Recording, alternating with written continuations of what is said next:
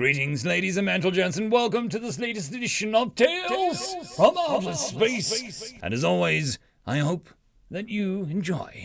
Coping Methods, written by daeomec. The human was fidgeting under Flug's scrutiny. Is there anything you need, Captain? No, he grunted. There's nothing to be done when we're in this in-between of dimensions. Oh, all right. The human hesitated when Flug's gazed and ship. Let me know if you do. Though convenient, faster than light travel was damn boring. Flug had spent years of his life on freighter ships, so he'd experienced it with mind-numbing dullness. But two of his crew were first-timers. He'd normally ignore them. However, one of them was a human, the newest member of the Galactic Society. Flug was curious to see how it reacted to the tedium. Each species had their own method of coping, some more entertaining than others. Your name, human? Said Flug, breaking the silence. Desta Willis. It, or was it a she, showed its teeth, which made Flug wonder if it desired to eat something. Some species took to gorging themselves to manage the monotony. I am we. I am a janitor, announced the UAE beside her. Flug suppressed his croak of annoyance.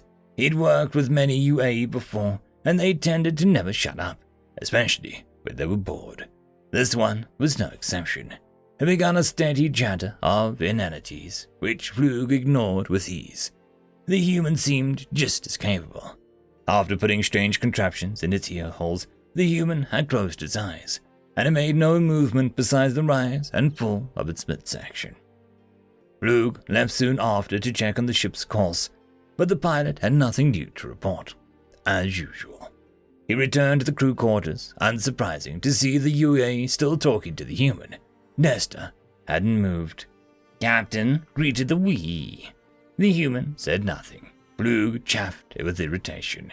He neither expected nor wanted the human to be as loquacious as the UA, but it was common courtesy to greet the captain of the ship.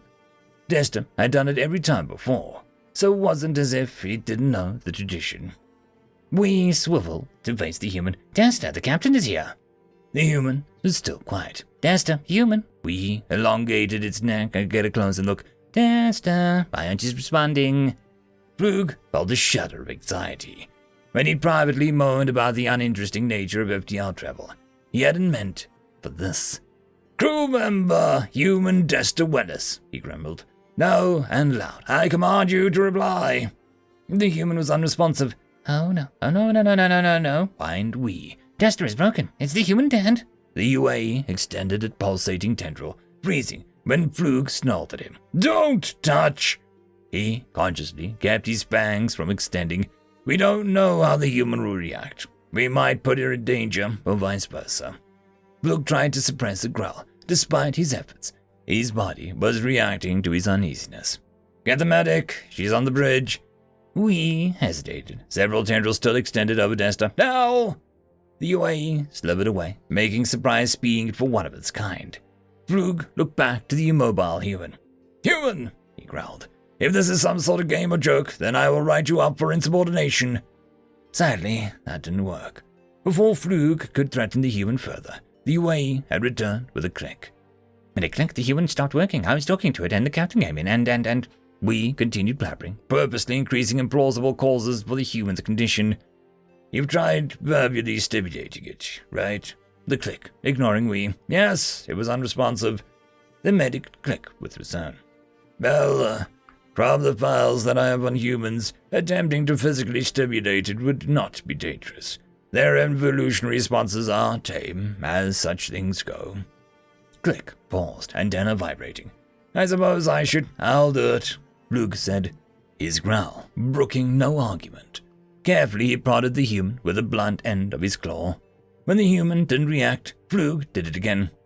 Well, began the medic, maybe something strong. Flug grasped the human's appendage and shook it from side to side, taking care not to rip it from its torso, though his instincts demanded otherwise.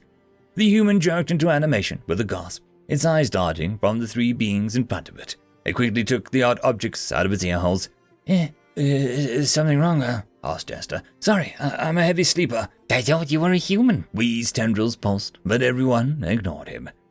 You were unresponsive, Click said, clicking. I suggest you do not move. You may be suffering from some sort of malady. You are supposed to disclose any health issues. The captain glared at his newest and most troublesome crew member. What? It rubbed its eyes. I'm not sick. I was just sleeping. Everyone stared at the human. You were what? Said the medic, skittering closer. Sleeping, you know, it trailed off. Maybe you have a different word for it? What is sleeping? The captain sheathed its claws, since no one was apparently in danger. Desta opened and closed its mouth. It repeated the action several times before finally speaking. It's when you close your eyes and, your brain sort of turns off. You become unconscious, basically, and lose control over voluntary functions.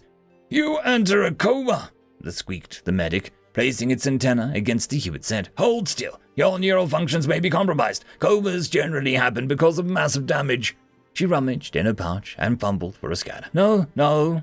The human delicately leaned back from the Click's frantic ministrations. It's completely different. I wanted to do it.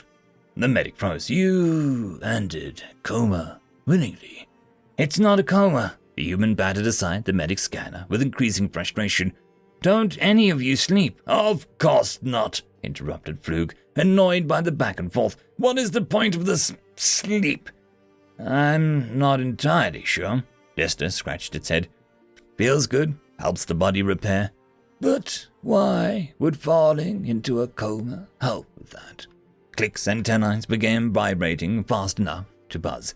According to my files, your species has quite typical heating mechanisms. It's not a coma. Is it like dying? We said, breaking the record for the longest amount of time the UA had remained silent.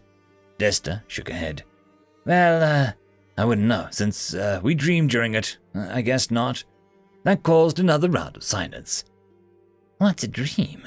The UA asked, vocalizing everyone's confusion. The human's entire face contorted. It's sort of, our brain making up images and sounds to occupy itself while sleeping. You hallucinate. You hallucinate when you're in your coma.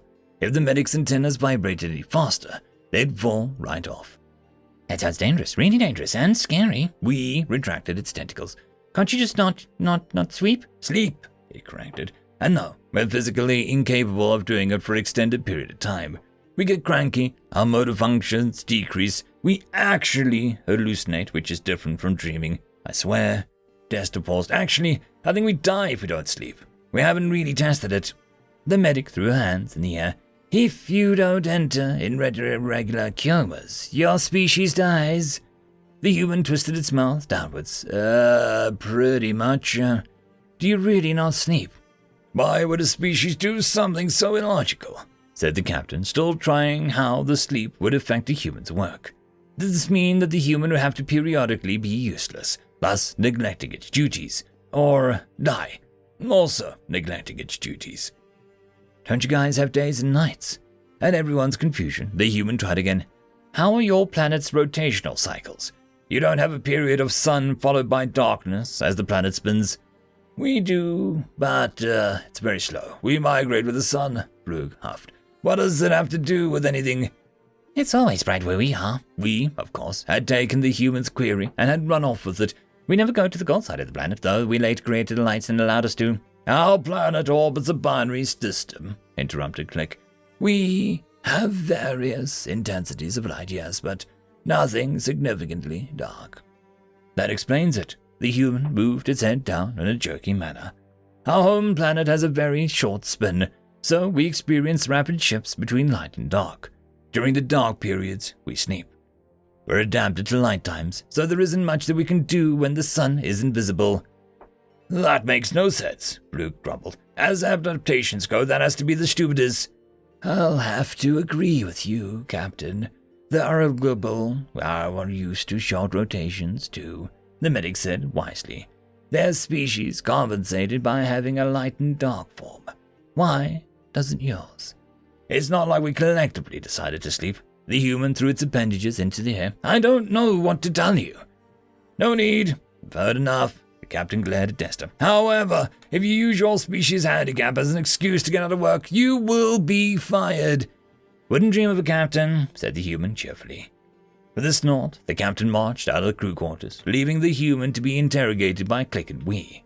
The human was clearly broken, but it was a species-wide problem that couldn't be fixed. Frug had to admit, though, as coping methods go, the humans clearly had the strangest. End of story. Just a quick shout out to the T5 peeps. Bob the Dragon, Cat Crab Lobster, Data Magnet, Dark Machine, Bezic, Try Again 95, Pudic Yol, Astrea the Dreamer, Caspar Arnholtz, Cam Maxwell, Athelia, Meridian 117, and Jordan Bucksmorm.